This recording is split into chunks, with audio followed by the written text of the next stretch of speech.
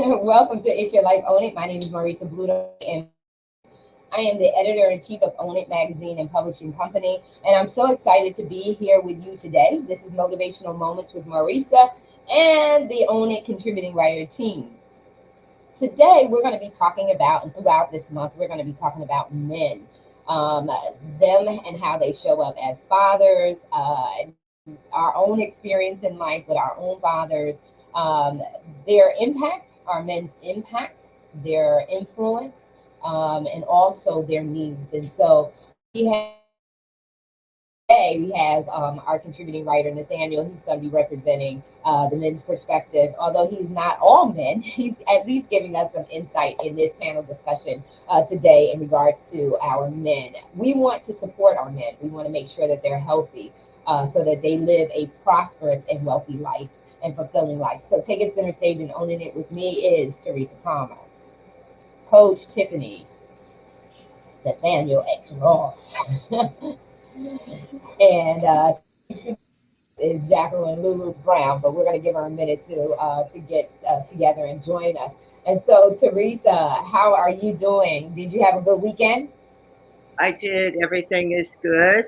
I hope Yeah. everyone else had a good weekend and raring to go about men. So I think it's an interesting topic and health wise, one that needs a little bit more discussion.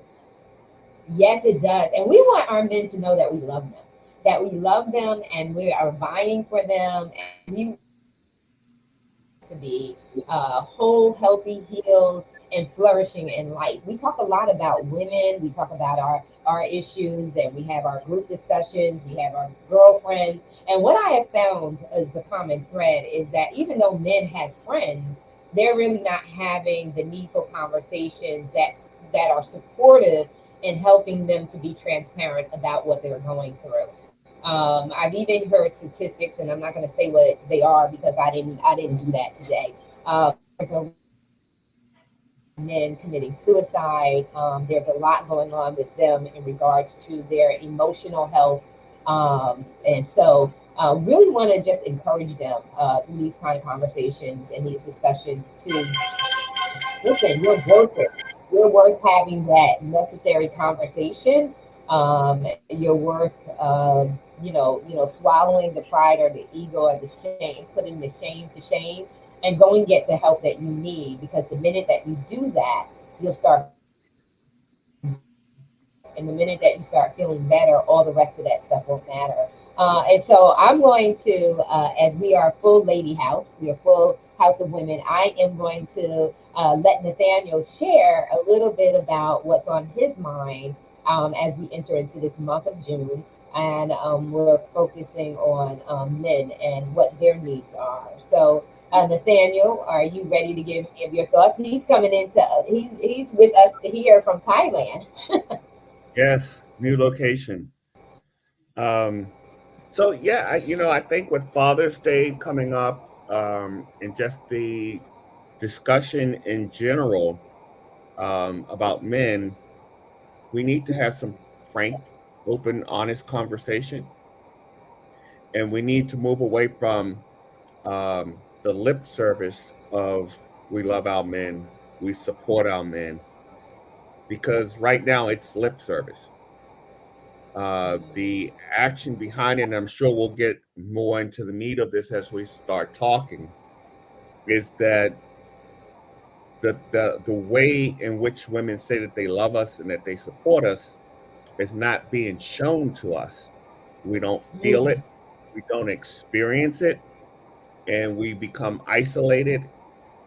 And like you said, we do have conversation. We tend to have conversations with other men, but conversations with men tend to be pretty general, and it really doesn't go into depth. Now, that doesn't mean that there are non-existence out there, because I belong to a men's group and we do have those in-depth conversations. But in general, that's not happening, and as a result of that, there's this battle now between men and women, which doesn't make any sense because we need each other in order to be healthy and in order to survive. So that's my opening thoughts with that. Yeah, well, hey, you got to be real, right? In order for us to heal, you have to be real. And Yes. there's a plight there. The plight is that women say that they're supportive, but it's not feeling like you're not feeling that support. And there's always going to be two stories. The one thing that I always said when it comes to this is it's important to kill that, men are from Venus and no, women are from Venus and men are from Mars. The minute that you say that we're so far separated that and we're so far different, that's the witch. So when we start having the content of the conversation turn more towards we can communicate, we can share information, we can respect one. I think that that gives it more, more hope of us ever recovering. Because if we always talk about the divide, we never talk about the common ground. Men are different. I mean, men think different, and women think different. Well, then we always feel like we should be different. So I'm gonna go around the room with the women and say, hey, well, what are your thoughts about that, and how are we going to improve our way of showing up for our men? I want to start with Coach Tiffany. Good morning. Good morning. Thank you so much for having me, Marissa. It is always wonderful to be in the Own It house. You know what? I really feel that communication is everything, and I think that sometimes there's a shutdown there, and we need to be just open, and be able to. I feel that don't get me wrong, excuse me, girls, but we put walls up very quickly a lot of times because we are such emotional beings, and we I think don't allow our men to tap into their emotional side. We all have that feminine and masculine energy, and we need to kind of find that balance, but we need to understand both energies. My husband has a lot of feminine energy in him, and he and I can now, as I'm tapping into that other side of my energy, we're starting to find that balance. And that's really what it is. It's about that communication and learning your energies. That's my take on it. Right now. So thank you again. So, and I Yeah, know it is. Lulu's gonna have something to say about the energies as well. So I see her down there. Yeah, it's so important for you to. My biggest thing when it comes to couples, my biggest thing is communication and friendship. When you're not looking at the person as with a title, in the sense that this is someone I really, really care about. Let's remove the titles. This is a person in front of me that I really genuinely care about and love, and I want to make sure that person is okay. It's that's where I believe that effective communication can begin when there's no hidden agenda on any part, any sides, and then also to an openness and allowing people to be true to themselves. Right? Sometimes there's going to be things that are said that we don't understand, we can't relate to, but it's not necessarily always for us to fix that person's problems. Sometimes we need to learn when it's a time to just sit and allow them to really, really vent going on with them. Sometimes we don't allow the space of venting. We think like, okay, we need to, we need to show up in life, either being very strong all the time. We don't need to say certain things, but in a very intimate relationship, there needs to be that space. That's mental health. You stuff goes into our system. So when we experience something, that's going into our body, our mind, our spirit, soul, how we are seeing things as a result of it. If we are not allowed that space to truly communicate to at least one person how we're really, really feeling, then that's where the blockade comes in. It's like, well, I can't tell this person, I can't tell that person, and I can't be honest with you, especially when it comes to the love relationship and that partnership. If I can't tell you, then where am I going to tell? And that's where that state of hopelessness comes in. There's nowhere to go. And I think that as a general theme, we don't really allow people to vent. And if we do, we are hearing them vent, we get so frustrated so fast. We don't want to hear all of that. We don't want to hear that, we got enough on our own plate. And then we shut them down because we don't find value in allowing them the space to vent. And then we think that we got to fix the problem. And sometimes they're fixing it just by venting. Them, if you hear them all the way out, just shut, calla de la boca, be quiet, and just allow them to vent at That piece of what advice, they're experiencing. Mhm. that piece of advice you just gave is priceless. And I'll tell all the women that's listening out there, from a man's perspective, just keep quiet and let him say what he's got to say. Let him finish whatever it is he has to say before you open your mouth or before you try to fix it. Because otherwise, we're going to shut down. Mhm. Mhm. So I would just say, as we have these conversations, for women to understand that, um, we want to express ourselves, we want to be heard, but we don't want to fight. We don't want the stress. We don't want the confrontation. As men, we have to go out and confront the world every day. And that's not to say that women don't, but as a man, we have to confront the world. We don't want to come home and have to confront our significant other and put up with the same stuff at home that we're putting out in the world. And believe it or not, it's just women feel the same way. I mean, the exact same way. I'm not confrontational. In fact, I'm not good with confrontation, and not because I want to avoid it. Is I'm very sharp, and so I don't want to have conflict. I want resolution. Either I can be quiet and listen and not hurt and because I don't want you fixing my problems either. The reason why I know to be quiet is because that's the exact same thing I want. So that's how I know. I know this because I this is what I would want. I just want sometimes somebody to just listen. Don't rescue me. I'm not a damsel in distress. I just feel like saying what I gotta say, and I just want to say it. And I don't want your I don't necessarily want your feedback at the moment. And then we got to know timing too. I'm going to digress because I want to bring Lulu into the conversation. And so, Lulu, I want you to come in. I know you've been sitting and start where you are. But I know for me, I know over the years, the biggest thing is sometimes I'm very transparent. So I just want to say what's been on my mind. I want to be honest and truthful. And I would offer the same space to a male friend, Yeah. lover. I would offer that same space because I know that that's what I would want. I don't want confrontation.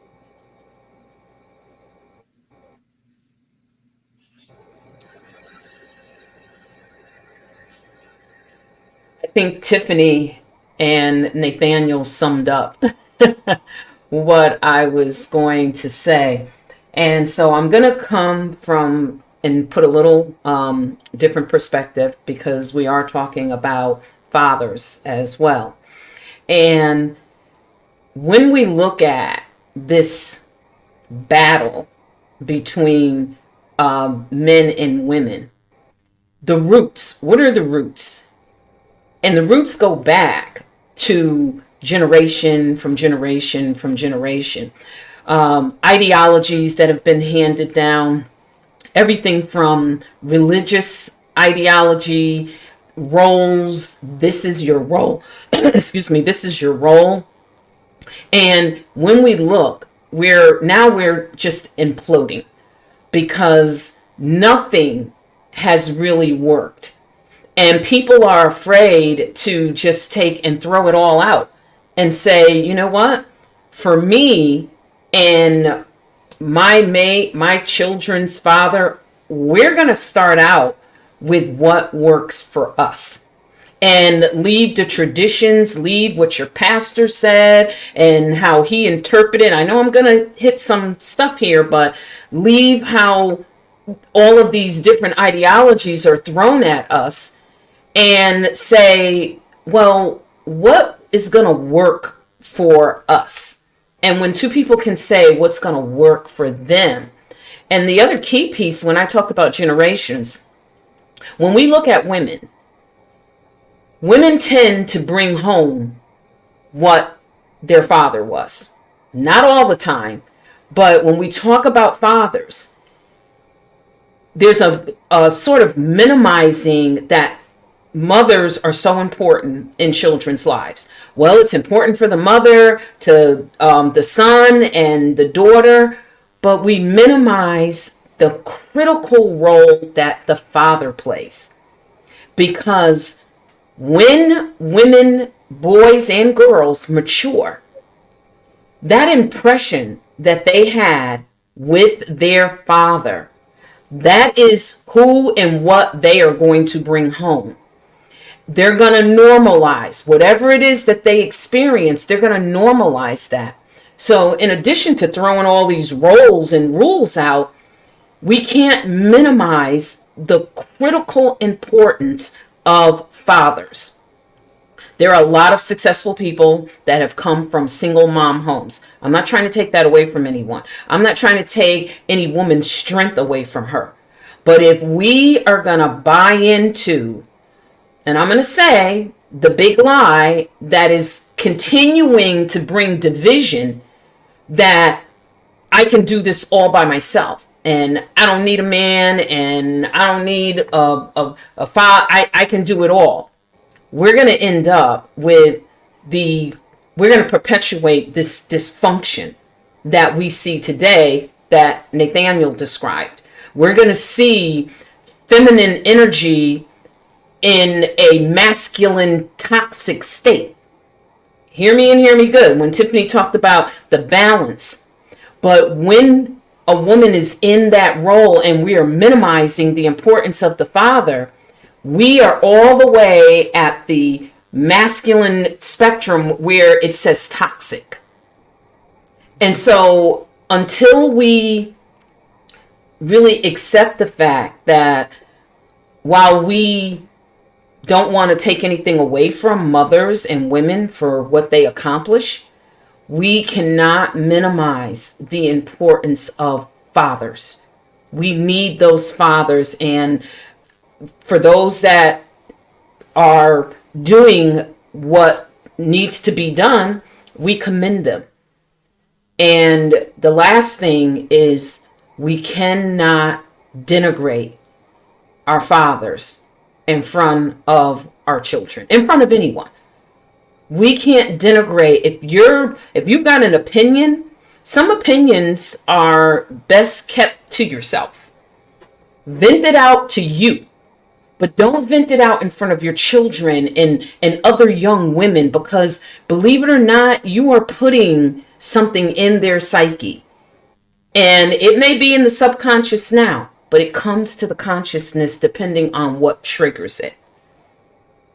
I yield the mic back to you, Marissa. All right, so I love it. And Words so of wisdom. you said something very important. And one thing for me, and then I'm going to shift over to Teresa. One thing many years ago that was very important to me was to recognize my parents, both my mom and my dad, recognize their imperfections. One thing about my personality, I see things is I always look at the cup half full. So I take the good and the bad I discard, right? So with my parents, I forgave them very early on, where I felt like they didn't meet it. I will discuss about it. I will talk about, what I wish I could have had from my parents, or what I recognized had if it had been done differently, how I would have different results. I do recognize that. But one thing is very critical is that you have to, and you have to recognize, just like you said, go back and see generationally where this came from, because it's learned behavior. It's learned through observation and modeling. That's why in the article this month, I had a real candid talk with women and said, we have got to stop modeling this behavior in front of not just our girls, but in front of the boys, the young men as well. Because children, people learn through observation. They learn through a model. What are they seeing? Not what you're telling, like Nathaniel said, with lip service, but what are you demonstrating before them? Because that's the conviction of your heart. What you do is what you really buy into. And we need our leaders. Our men are our leaders, and we need them. We need them. Our world is the way it is because our men are in the condition that they are. We get our men right, everything else lines up. What does it say? As the head goes, so does the body. It is really important for us to get our men where they need to be so that they can lead effectively. And that we can see the results. We can see the ripple effect of their impact and their influence. And right now, we're in conflict. And because we're in conflict, their performance is impeded. They're not where they're maximizing their performance and impact and effect on the world in a healthy way. And so this is why it's critically important for us to this not to be lip service. It's all about ability to get in alignment. And so I'm going to go over to Teresa. Share, Teresa, your perspective, your insight. And the one thing I do want to say is this: is that my dad's influence, my parents' influence, I allow it. I allow everything that they were supposed to give to me to make me a better person. And one thing that my dad did do for me is that as a little girl, we always had candid conversations. He allowed me to speak my truth. He allowed me who I am. And that's why I understand how to be quiet. You don't always have to be the one talking. Be quiet and listen and feel the room, feel the audience, feel the person who's talking to you and get connected where they are, not you. Where are they? If you want results, it's not about you. You got to feel the room and be cognizant of the room and then based on where the room begin to respond accordingly. And that's one thing that that's why I can't get mad at his imperfections. I have to be so thankful and get the wisdom that I was meant to get from him, so that I don't miss out on it. And the same thing that we need to do with our experiences. We need to be looking at these experiences instead of throwing them out, looking at what value can I get from this? How can I become a better person and be more effective in how I show up? Teresa, you. Oh, thank you. Thank you so much. I want to thank everyone for joining us today. And with I'm going to kind of approach this from the health perspective because one of the things that's crucial to health is our emotions. And that's feeling the emotions and processing our emotions. And we don't always do that. And that's one thing that causes chronic stress is because we don't allow ourselves time to sit with emotions. We don't allow ourselves time to express emotions. Especially, I think, with men, they feel that they can't show any emotions, that they have to be stoic. I've seen it all the time in health, where men fail to take care of themselves, even physically, emotionally, and spiritually, because they feel that if they show any emotion, if they even think about their bodies, it's kind of weakness. And what I mean is that if there's something going on with them, men think about their bodies in terms of strength. How strong can they be? What their form looks like, their physical form. But when it comes to their health, they're not always in tune with what goes on with their body. They don't listen to the signals because they feel that they have to be stoic.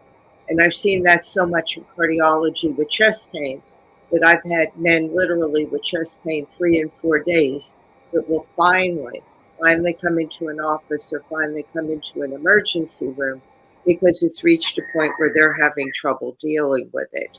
I think the second thing is also that as women, we tend to want to take care of everybody and we fail to recognize a lot of times that we are each responsible for ourselves.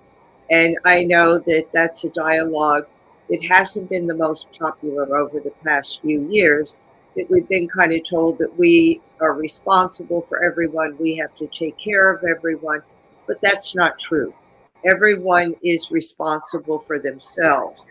And I think when we understand that we have this responsibility, that we have our own personal power, and that we do have the power to take charge of our health and our well being, that once we step into that power, we realize that we don't have to take care of everyone else. We don't have to, I hate to use the word dominate because I don't think that's the right word, but we don't have to be overbearing. I think that's the right word, is overbearing with other people. That we could we could give them their space and we could let them make decisions. And sometimes in health they may not make the decisions we want them to make. But at the same time, it's their choice, it's their decision. And that's probably one of the toughest things in healthcare, is when somebody makes a decision that is right for them. It may not be the popular decision and it may not be what we want to hear, but overall it's still their decision. So, what I would say with regard to health is, number one, feel emotions, recognize them. Good, bad, or ugly, they're emotions. We need to sit with them, we need to deal with them. Nobody needs to be happy all the time. And that facade of being happy all the time is actually more detrimental to us because we're not being authentically who we are. And the second thing is to communicate. I think that's also a problem. And men tend to not really express their emotions like women do. You know, they have a tendency to more hold it back. So if we could develop relationships, if we could find somebody safe that we could talk to about the good, the bad, and the ugly, and if we could get in tune with our body and recognize when something is not right, then that is our triad for good health. And I think these conversations are so necessary. And I'm glad that we're talking about that. About that, you know, that we are different. We all have masculine and feminine energy. And it's not that if you're a female, you have masculine energy, you're masculine. It has nothing to do with gender. It just has to do with the energy, the energy of being quiet, the energy of more being out there. Those two energies together, and that's what creates human beings. And when you look at animals, they're not masculine or feminine. They really don't even have a gender. It's the energies that they possess. They possess these two energies. So I think it's less about gender and more about energy. Right. Because everyone, like now today, it's different than what it used to be, where, you did have, maybe you did, because I wasn't here, all the years. I've only been here 55 years. So I've only been here. But you're seeing that I'm not confrontational. In fact, I don't really be bothered with all of that. I like a drama-free life. I don't do a bunch of women because I don't like all of that. I just like to chill out. And so I stand against saying don't sign, because today we're different. Like today we're I know I'm not the one. I like to be quiet, even though people think I like to talk a lot. No, I don't. If I want to make a point, I'm gonna make the point. But I prefer to be quiet and relax. You hear how quiet it is in my space. I like that. And so we need to begin to start looking at people, humans, and dealing with one another in care. I mean, we have tapped into so much today, and we have a whole month ahead of us that will go kind of fast. Believe it or not, it's gonna go fast. That's just the season we are in. Time has escalated, but this has been a great conversation. This, first start of the month to tapping into, and I know you guys are going to resonate about all that we said, and going to build on that as we continue throughout this month, going live and sharing. But I want to make a declaration. This is not lip service. My heart screams for us to help and encourage our men. And it is my heart's desire as the editor in chief and the driving force of us coming together like this on a regular basis. It is my heart's compassion to say, I want to see our men healthy, especially as a single woman. Listen, I need a man, I need him healthy. I said, I don't want nobody broken. As long as you're on your journey to getting healed,